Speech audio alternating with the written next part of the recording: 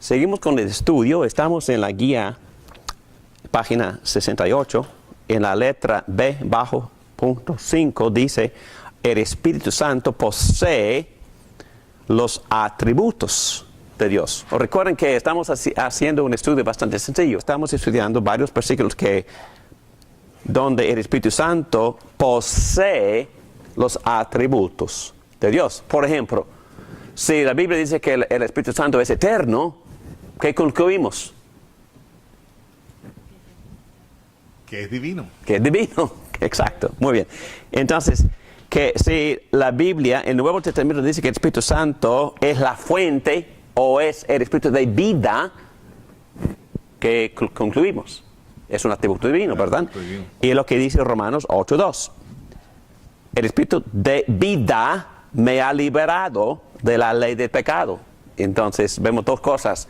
Tiene atributo, vida, pero también tiene obra redentora que solo Dios hace, que me ha liberado de dominio de la ley. O de la ley, es decir, me ha liberado de la ley de pecado, o es decir, del principio de dominio de pecado en mi vida. Entonces es una obra redentora que hace el Espíritu Santo. Muy bien. Y Juan 16:13 dice, pero cuando venga el Espíritu de verdad, Él los guiará a toda verdad, porque no hablará por su propia cuenta, sino que dirá solo lo que oiga y les anunciará las cosas por venir. Entonces, ¿qué atributo se ve? ¿Qué atributo específico del Espíritu Santo? Nos guiará, dice, No, que es el Espíritu de verdad y nos guiará. A toda verdad. Entonces, Él es Espíritu de la verdad. Entonces, y nos guiará a toda la verdad. Entonces, este atributo verdad es atributo de Dios. Efesios 4:30 dice, no agravien al Espíritu Santo de Dios. Entonces, este mismo Espíritu Santo tiene la misma actitud, la misma disposición contra nuestro pecado, bueno, ira, enojo, pero en este versículo, emoción, dice, no agravien el Espíritu Santo de Dios. Y también Hebreos 9:8, con esto el Espíritu Santo, santidad, da a entender, revela, que mientras siga en pie el primer tabernáculo, aún no se habrá revelado el camino que conduce al lugar santísimo. Está revelando. Está revelando. Y en Salmo 139, versículo 7, David dice, ¿qué dice? ¿A dónde me podré esconder de tu espíritu? ¿A dónde podré huir? Entonces, ¿cuál es el atributo que se le da al Espíritu? Omnipresente. Omnipresente. Entonces, que concluimos que, si este Espíritu es omnipresente, tiene que ser el Espíritu de Dios mismo. Entonces, estamos viendo evidencias acerca de la divinidad del Espíritu. ¿Ok? ¿Ves el argumento tan sencillo? Entonces, también el Espíritu Santo hace las obras que solo Dios hace. ¿Cuál es una obra que solo Dios puede hacer? Creación, crear el mundo, ¿verdad? ¿Qué más? Son dos, principalmente dos. Salvar. la obra redentora, resucitar. Exactamente. Cualquier obra redentora. Y aquí vemos mucha evidencia de que el Espíritu Santo hace obra de creación y obra redentora. En Génesis 1:2, la tierra era un caos total, las tinieblas cubrían el abismo y el Espíritu de Dios iba y venía sobre la superficie de las aguas. Entonces, ¿qué obra redentora en la cual está participando el Espíritu Santo? Creación. La creación. Muy bien. Y tenemos Mateo 12. ¿Qué dice Mateo 12:18? este es mi siervo, a quien he escogido, mi amado, en quien estoy muy complacido. Sobre él pondré mi espíritu y proclamará justicia a las naciones. Entonces, ¿cuál es la obra redentora que hace aquí el Espíritu Santo? Obra de justicia. Exactamente. En su nombre pondrán las naciones su esperanza y también haga triunfar la justicia. Perfecto. Ok. Aquí tenemos en Juan 16:8. Dice, y cuando venga, convencerá al mundo de su error en cuanto al pecado, a la justicia y el juicio. Okay. Obviamente, Cristo en esta sección está hablando de la venida. Del Consolador. ¿Y quién es? El Espíritu Santo. ¿Y qué hará? Convencerá al mundo de pecado. De pecado. Obra redentora del Espíritu Santo. Muy bien. Y más claro, en 1 Pedro 1:2, según la previsión de Dios el Padre, mediante la obra santificadora del Espíritu. ¿Qué obra redentora? ¿Cuál es la obra? Santificadora, santificación, para obedecer a Jesucristo y ser redimidos por su sangre. Lo mismo en Tito 3:5. Él nos salvó no por nuestras propias obras de justicia, sino por su misericordia. Nos salvó mediante el lavamiento de la regeneración y de la renovación por el Espíritu Santo. ¿Cuál es la obra redentora del Espíritu Santo? Renovación, salvación. Y regeneración, el nuevo nacimiento. Excelente. Brincamos sobre Juan 3:8 que dice que el Espíritu Santo es el que nos hace nacer de arriba o de nuevo, ¿verdad? Entonces, Él nos da nueva vida. El Espíritu Santo, obra redentora que Dios hace, aquí el Espíritu Santo la hace. Y también estos textos y muchos más enseñan, letra D, que el Espíritu Santo también recibe honores merecidos solamente por Dios. Es decir, se reconoce por Dios y es adorado como Dios. En algún momento se preguntaron los teólogos que es un solo Dios con tres diferentes nombres. Sí, es que lo que estamos haciendo primero, estamos tratando de poner mucho contenido bíblico para que tengamos este contenido por lo menos aquí atrás en la mente, porque en la siguiente hora vamos a meternos profundamente en cómo la iglesia empezó a pensar en ese concepto, a desarrollar ese concepto, y porque en verdad fue un caos, es que fuimos a diferentes direcciones tratando de entender este concepto. Pero ¿me permites esperar como 30 minutos para llegar a ese punto? Porque yo creo que van a ser muchas preguntas más, porque nosotros, lo bello de todo esto es que las preguntas no han cambiado. Entonces, las teorías que se han presentado para resolver esta confusión, esas teorías tampoco no han cambiado.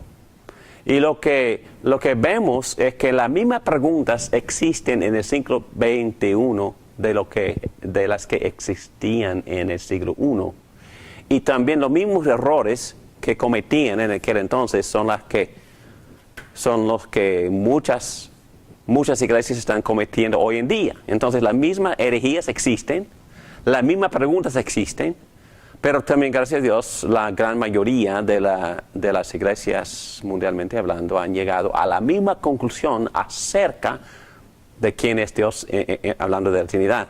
Y otra vez, que han concluido que Dios es uno, que Dios es plural, que el Espíritu es Dios, que el Hijo es Dios, que también el Padre es Dios.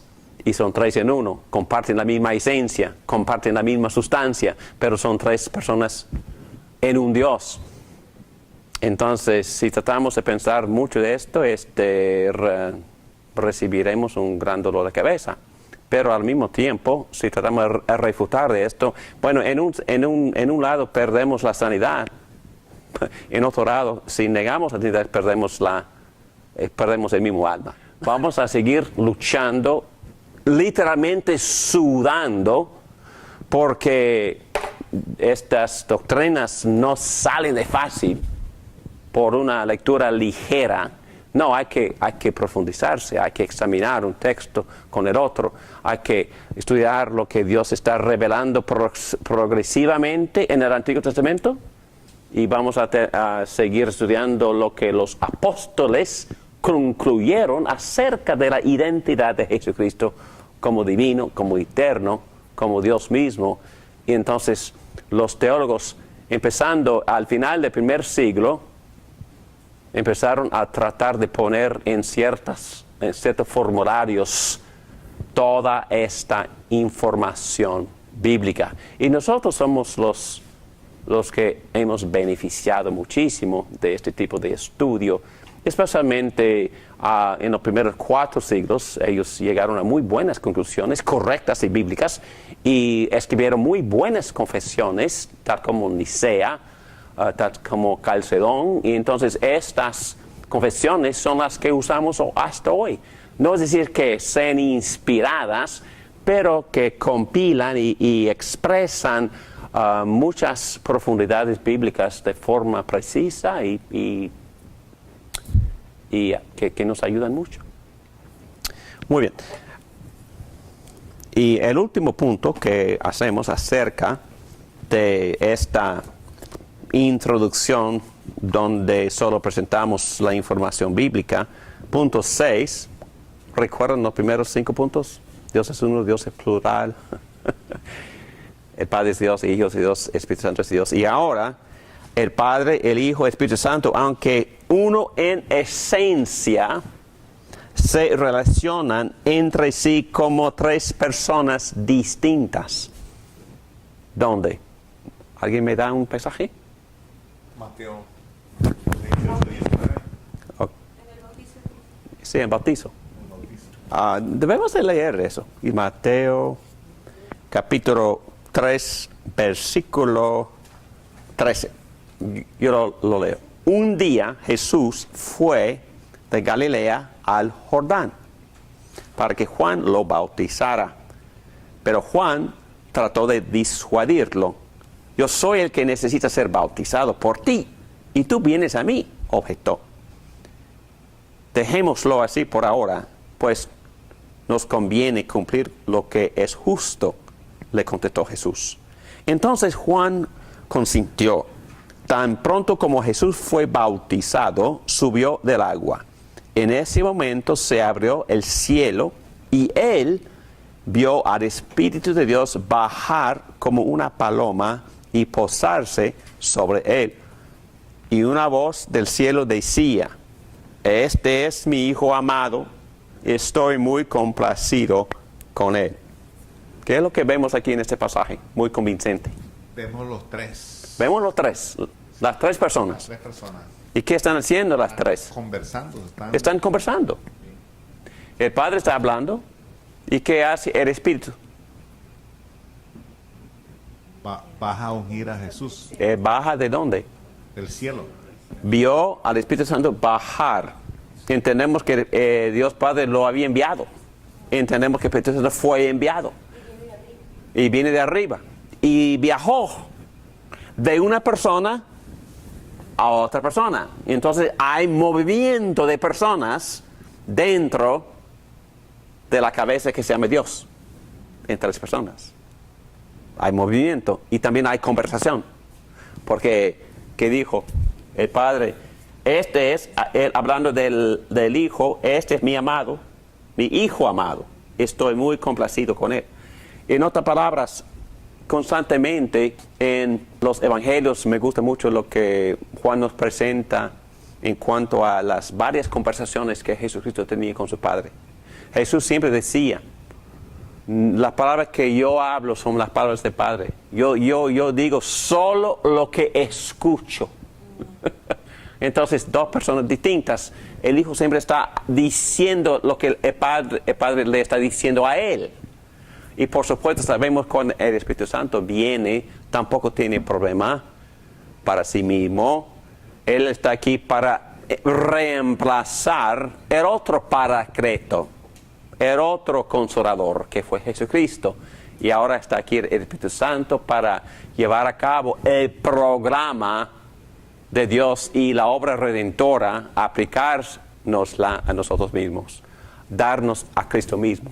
Entonces tenemos tres personas que hablan entre sí, personas entre las cuales hay movimiento y también uno habla del otro. Entonces, estudiando no me gusta decir herejías, pero estudiando los primeros intentos para llegar a un formulario de quién es Dios viendo estas tres personas. Los que no quisieron aceptar la idea de la Trinidad tenían muchísima dificultad con este pasaje. No pudieron explicar este pasaje. Al ratito vamos a estudiar los modalistas. Los modalistas no pueden explicar este pasaje. Bueno, cuento esto. Es que hay un grupo de modalistas que siempre he mencionado, ese grupo, pero están muy fervientes para evangelizar. No solo evangelizar acerca de Cristo, evangelizar acerca de su modalismo. Y estaban en la casa de la esposa de un anciano gobernante, enfrente de mi casa. Y me llamaron a ir allá para hablar con ellos. En verdad no me necesitaban porque estaban bien preparados para hablar de esas cosas. Y yo les enseñé este texto. Y que no tiene respuesta en mi punto a este texto. Porque en este texto ven tres personas hablando entre sí y hay movimiento entre estas tres personas. Pregunta, comentario. En ese momento, Jesús, cuando estaba bautizándose, él estaba como hombre. Era Dios, tenía la naturaleza de Dios, pero en ese momento él era hombre. Estaba en la tierra. Okay.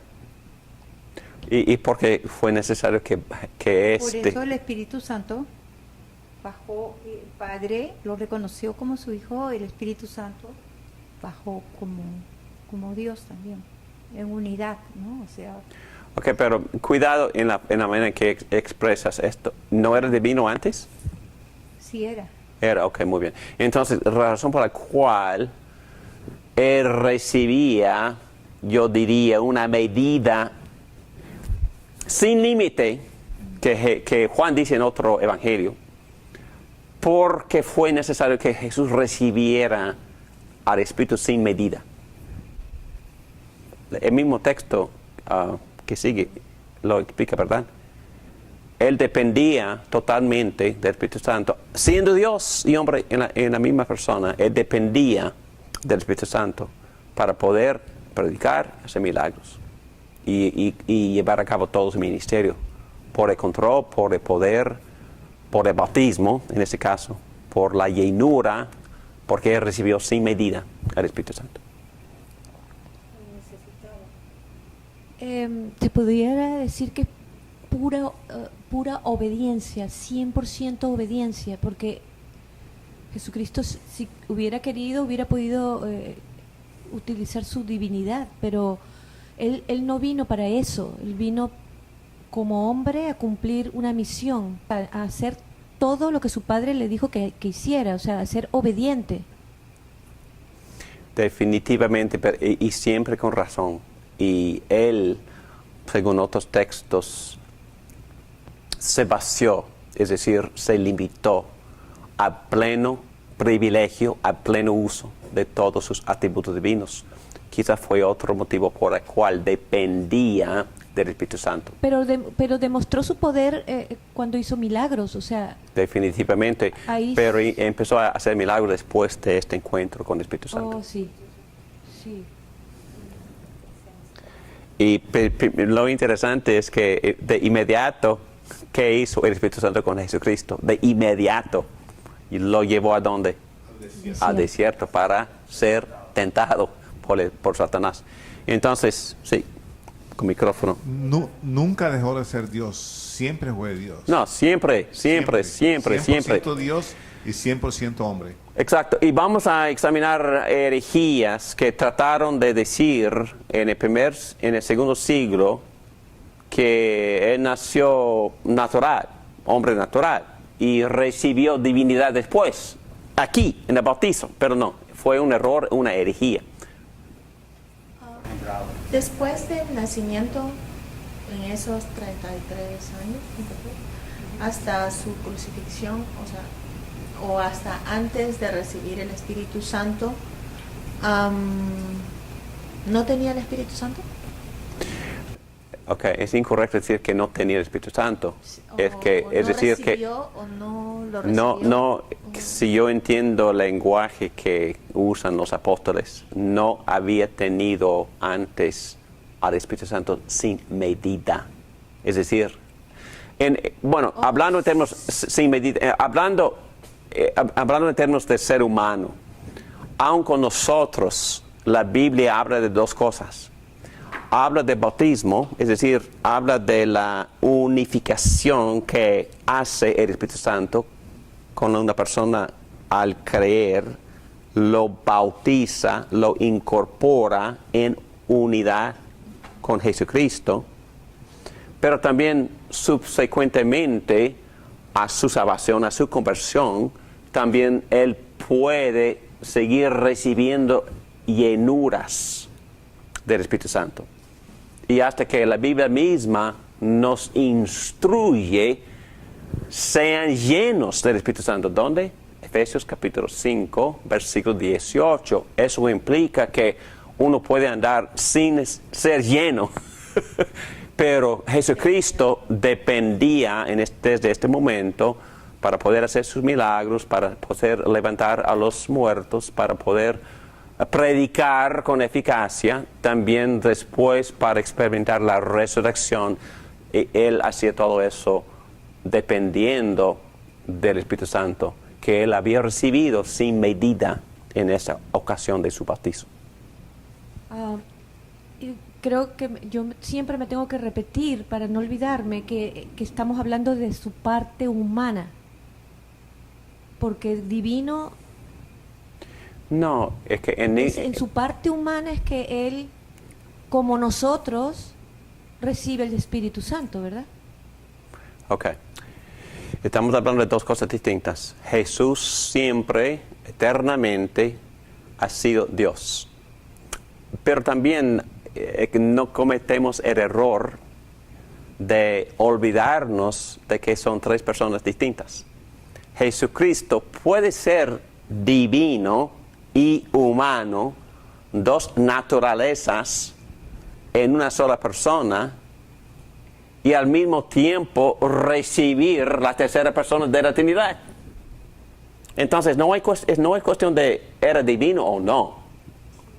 Es cuestión de que era acompañado en toda la llenura, toda la presencia poderosa de la tercera persona de la Trinidad. Eso es lo que pasó en su bautismo. Él recibió al Espíritu Santo. Era divino, 100% divino. Pero eso también es una gran confusión también en mi mente. Pero también no se nos olvide a recordar que hay tres personas. Y él recibió la tercera en esta ocasión. Él recibió la tercera en esta ocasión. Siendo divino y humano en la misma persona, recibió a la tercera persona de la Trinidad. Eso me parece a mí que eso es una prueba de que Jesús tenía dos naturalezas. En su naturaleza humana también estaba, ¿no? Era divino, pero también tenía naturaleza humana porque nació de una mujer. Correcto. No, es el gran misterio. Correcto. De la encarnación. Porque él mismo él se concibió, sí, él se concibió una sola persona con dos naturalezas. Exacto. Por la sombra y poder del Espíritu Santo. Sí, correcto. Pero después recibió la tercera persona. Ok. Estoy tratando nada más de ser fiel a lo que dice el texto. Cristo siempre era divino. Él adquirió naturaleza humana en su concepción. en su bautismo recibió a la tercera persona. Pero él también era en su segunda persona de la Trinidad, era divino. Y nada más recibió la obra, la influencia, el poder, la compañía de la tercera persona para poder llevar a cabo su ministerio. Y en Lucas prácticamente es lo que lo dice. Vamos a ir a Lucas. Lucas 4. Es que en la doctrina es necesario que nosotros reconozcamos a Jesucristo también como humano. Definitivamente. Hay muchas iglesias que no, dicen que no fue No, humano. definitivamente. Es cierto que fue humano. Y bueno, por eso pasamos casi 16 semanas estudiando Cristología, porque es sumamente esencial. Sin Cristo no es humano, no hay redención, porque no hay identidad con el ser humano. Es que tuvo que conectar la naturaleza divina con la humana para poder representar la humanidad en todo lo que Él hizo para salvarnos. Pero al mismo tiempo, si no fuera Dios, no tuviera poder para salvarnos. Y menos no pudiera aguantar lo que Él sufrió en la cruz, propiciando la justicia, absorbiendo la ira, desviando la ira de nosotros. Y yo sé que he repetido eso varias veces, pero cualquier secta falsa que no tiene a un Salvador divino, no tiene a ningún Salvador. Porque Salvador humano no puede. Pero al mismo tiempo tiene que ser humano, como usted dice, para poder representarnos, para llevarnos a la unidad con Dios. Y también para sufrir todo lo que nosotros hemos sufrido, para poder simpatizar con nosotros. Y como ser humano, en mi opinión, por eso fue bautizado. No fue bautizado porque era pecador, fue bautizado para incorporarse oficialmente con la raza humana. Porque ya hay una conexión. Y ahora, en adelante, todo lo que Cristo hace, lo hace representándonos como ser humano. Es como si nosotros... Lo que no hizo Adán. Exactamente. Exacto. Es como nosotros estuviéramos en la tierra caminando, obedeciendo al Padre, porque ya ahora la raza humana está conectada con la divinidad. ¿Ok? Y la divinidad, apoderado ahora por el Espíritu Santo, está obedeciendo de forma perfecta. Y Dios acepta esto. Dios acepta esto. Y se nos transfiere la perfección de Jesucristo. La obediencia, dice Pablo en Romanos 5 y en 1 Corintios capítulo 15, se nos transfiere esta obediencia. Por un solo hombre entró el pecado y la muerte. Por un solo hombre entró la obediencia y la vida. Con claridad Pablo nos dice que Cristo obedeció por mí. Andaba haciendo cosas como ser humano, representándome donde Adán me falló. ¿Ok? Entonces hay que poner en contraste Adán y el segundo Adán. Adán trajo la ley del pecado y la muerte y Cristo trajo la ley de la vida. La vida, obediencia, Obediencia. y vida. Exactamente, excelentemente. Aquí en Lucas capítulo 4, en versículo 18, Pedro, por favor. Está en la sinagoga. Ok. Este texto nos da la razón por la cual el Espíritu Santo reposó sobre él. ¿Ok? El Espíritu del Señor está sobre mí, por cuanto me ha ungido para anunciar buenas nuevas a los pobres, me ha enviado a proclamar libertad a los cautivos y dar vista a los ciegos, poner en libertad a los oprimidos y pregonar el año del favor del Señor. Claro, ¿no? El Espíritu Santo estaba reposando sobre él. ¿Para qué? Para poder predicar las buenas noticias, las buenas nuevas a los pobres, para poder proclamar libertad a los cautivos, y es decir, es decir, darles libertad, dar vista a los ciegos y poner en libertad a los oprimidos. Entonces, Él está haciendo todo esto, ¿cómo?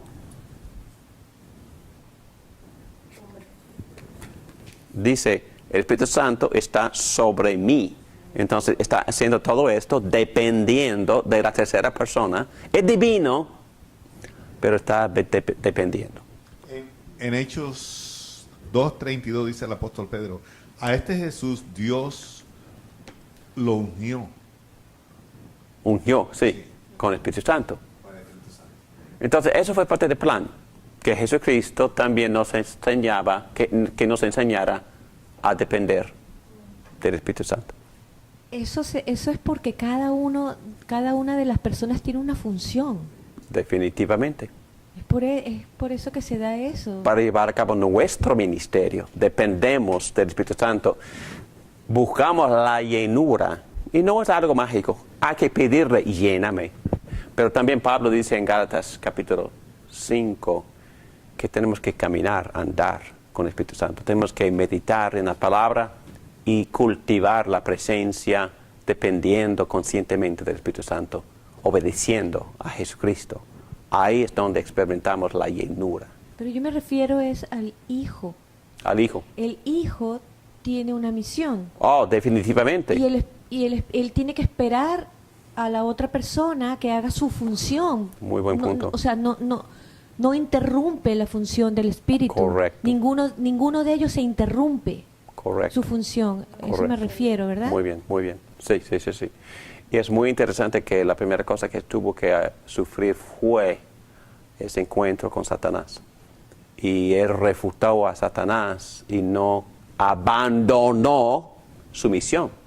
Hay muchos teólogos, he leído un montón de comentarios sobre ese texto. Y en mi opinión lo mejor es que sobre todo en esas tres tentaciones, lo que Satanás quería fue desviar a Jesucristo de su misión. Porque Satanás sabía lo que implicaba la misión de Jesucristo, su propia derrota.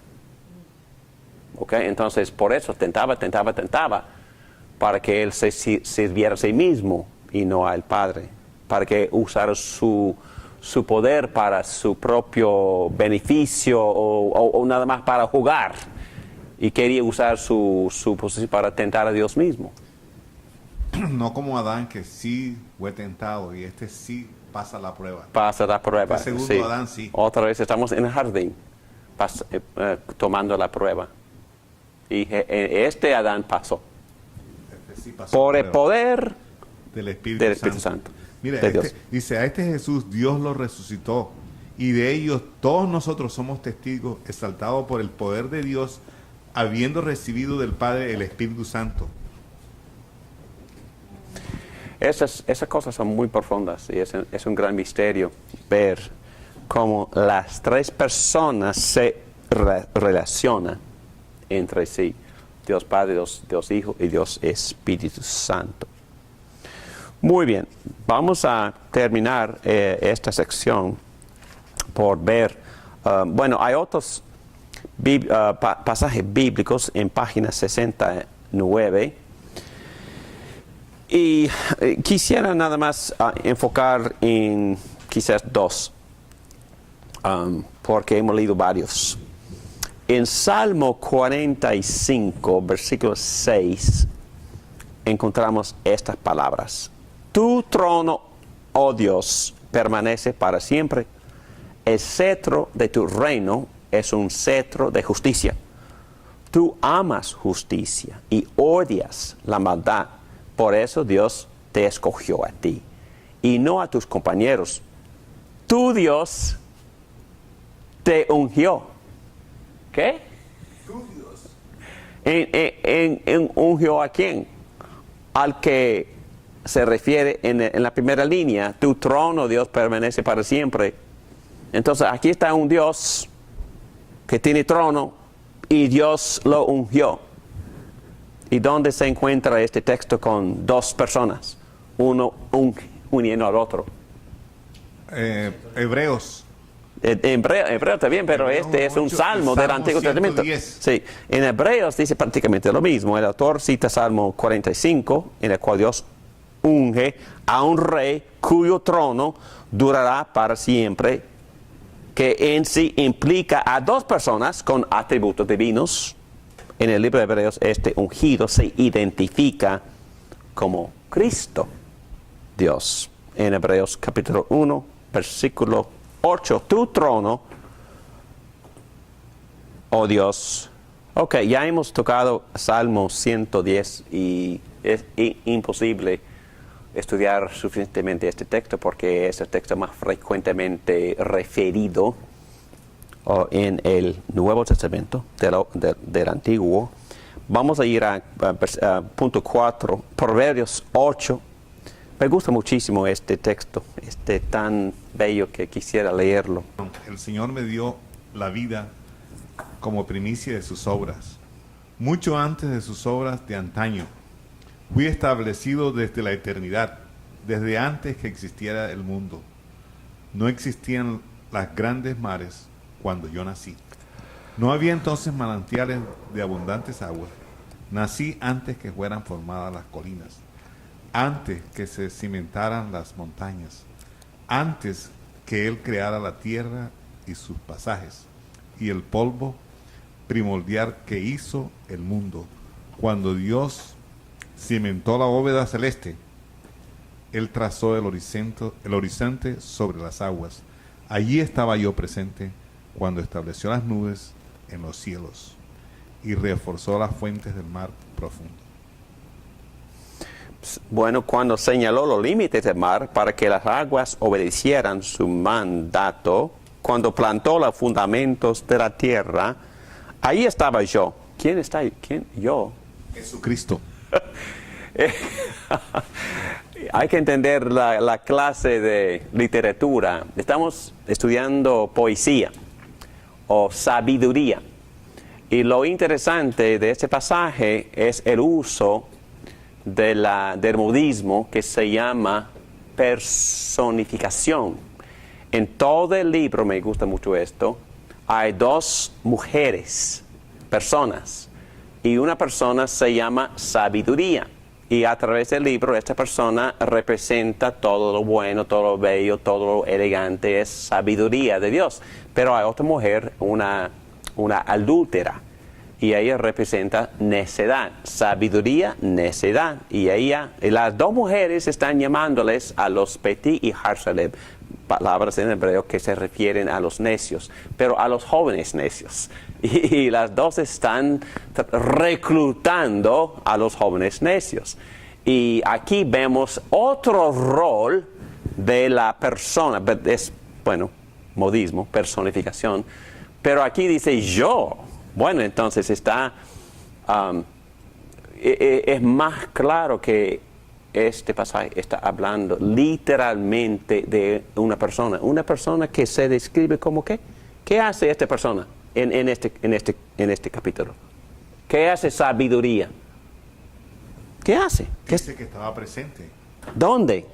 En la creación.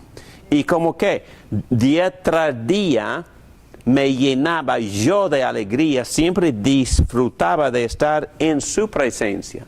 ¿Presencia de quién? De Dios. De Dios. Me regocijaba en el mundo que Él creó, en el género humano me deleitaba. En otras palabras, Él participó en la creación y eso se llama sabiduría, que participó en la creación. Y también dice que esta sabiduría deleita en quiénes?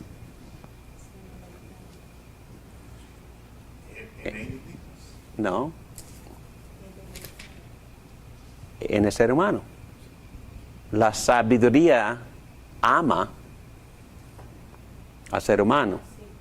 Participó en la creación, poniendo los fundamentos del universo, pero también estaba en la presencia de Dios, dice, y también dice que deleita en el ser humano. ¿Qué otro pasaje llega a la mente? Juan 17. Casi dice. Dice, yo te he glorificado aquí en la tierra, he llevado a cabo la obra que me encomendaste. Ahora, Padre, glorifícame en tu presencia con la gloria que tuve contigo antes que el mundo existiera. Ok, entonces en ambos contextos vemos la eternidad de la sabiduría, pero también hay un apóstol que le da otro nombre prácticamente, no es sinónimo, pero casi. En el principio ya existía el verbo. El verbo estaba con Dios, así como la sabiduría estaba con Dios. Y el verbo, era Dios. Y Él creó el mundo. Y Él estaba con Dios en el principio. Por medio de Él todas las cosas fueron creadas. Sin Él nada de lo creado llegó a existir. Wow. Y este verbo en griego se llama logos. Entonces, sabiduría en Proverbios 8, logos en Juan 1, que participó en la creación. Bueno, interesante. Y entonces, ilustraciones, rapidito, porque vamos a volver a tocar estas ilustraciones. Hay muchas que históricamente han sido presentadas para tratar de ilustrar lo que es la Trinidad. Y antes de mencionarlas, ninguna funciona. Ninguna, en verdad, quizás ayudan un poquito, pero en verdad la distancia es enorme entre estas ilustraciones y la profundidad de la Trinidad. Bueno, una hoja de trébol. 1 en un sentido, 3 en otro sentido, útil para enseñarles a los niños, pero no ayuda. El sol. Y vamos a ver que uno de los teólogos del primer siglo también usó esta ilustración, un cuerpo que manifiesta luz, calor y tiempo. Entonces, Padre, la esencia del sol, quizás luz, Jesucristo revelando el sol, y el calor, una persona siente el sol, ok. Pero no es exactamente lo que es la Trinidad. El agua, sólido, líquido, gas, ok. Psicológicas, entonces ilustraciones psicológicas. Puede ser. La complejidad de la mente, porque el alma dialoga consigo misma, ¿verdad? Argumenta consigo misma, se hace preguntas y las contesta. Y a veces queda como observador neutral del diálogo. Entonces yo puedo dialogar conmigo y luego puedo juzgar el diálogo, pero no soy Trinidad. Bueno, personalidad corporal. Bueno, se puede argumentar que una identidad de grupo, identidad de familia, tiene partes y una sola unidad. Ok, quizás ayuda. La oración es que ayuda más, porque Cristo mismo, la unidad de los discípulos es parecida, dice Cristo, a la de la Trinidad. Ya no voy a estar por más tiempo en el mundo, pero ellos están todavía en el mundo y yo vuelvo a ti. Padre Santo, protégelos con el poder de tu nombre, el nombre que me diste, para que sean uno, lo mismo que nosotros. Y en versículo 21, para que todos sean uno, Padre, así como tú estás en mí y yo en ti, permite que ellos también estén en nosotros, para que el mundo crea que tú me has enviado. Yo les he dado la gloria que me diste, para que sean uno, así como nosotros somos uno. Yo en ellos y tú en mí. Permite que alcancen la perfección en la unidad, y así el mundo reconozca que tú me enviaste y que los has amado a ellos, tal como me has amado a mí. En otras palabras, la unidad de los discípulos no es ontológica o de esencia, pero Jesús mismo sugiere una analogía de unidad entre los discípulos y la Trinidad. Y Adán, la raza humana. Y sabemos que la Biblia divide la humanidad en dos razas. Una raza unida a Adán y otra raza unida a la segunda Adán, que se llama Jesucristo. ¿Me entienden? Y todos, dice, y Pablo dice que todos pecaron en Adán. Dice también que todos nos consideramos justos en el segundo Adán. Entonces aquí vemos, no es Trinidad, pero vemos una unidad compuesta de individuos. Y la Biblia trata a la raza de Adán como si fuera una sola entidad. La Biblia trata a la raza que se encuentra unida a Jesucristo como si fuera una sola unidad. Hasta que esa raza unida a Jesucristo también se llama novia. Singular. ¿De quién? De Jesucristo. ¿Para qué? Para unirse finalmente una vez para siempre. Sin perder la entidad divina y humana, pero se unen eternamente. Entonces hay ilustraciones no exactamente iguales, pero quizás ayudan un poquito, no mucho, porque la Trinidad es un misterio bastante profundo, incomprensible. Otra vez, para terminar esta sección, ¿cuál es el valor de la Trinidad? Que explica las actividades de Dios como antes de la creación, porque Dios siempre ha existido. Recuerden que también hablamos del amor. Si no hay Trinidad, no hay amor. ¿Por qué? Si no hay Trinidad, En ellos se expresa el amor, entre ellos. Entre ellos. Infinito. Y la Biblia dice que en 2 veces de que Dios es amor. No tiene sentido. Relacional entre los tres, ¿no? Entonces Dios es una relación. Dios es una comunidad. Vamos a empezar ahí. Dios es plural. En una sola, 3 personas distintas compartiendo la misma esencia. No es posible pensar en una propiciación si no se hace en términos de un Dios trino. ¿Por qué no? ¿Me entienden? Porque era necesario que Dios se convirtiera hombre. Dios mismo preparó el sacrificio. Sí, y Dios mismo se propició a sí Dios mismo. mismo, sí. Porque solo Dios puede satisfacerse a Dios. No había otra forma. Muy bien, qué bueno.